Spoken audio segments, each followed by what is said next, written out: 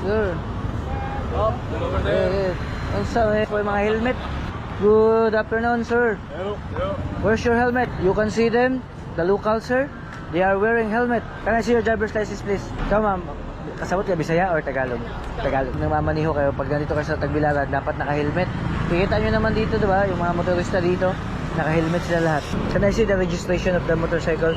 Hindi kayo binigyan ng helmet nung nag-alkila kayo nito? I don't know. Did the owner give you a helmet?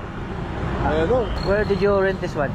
And Panglao. Hindi ka kasama pa pag alkila? No, they were here the day before I was. Ano po kailangan lang gawin? City ordinance namin ito. Magbabayad kayo dito sa City Hall. Kailangan namin punta doon? Punta kayo doon. Pero sa susunod, papasyal kayo sa mga lugar. Kung halimbawa, kasi tingin nyo naman yung mga motorista dito is naka-helmet.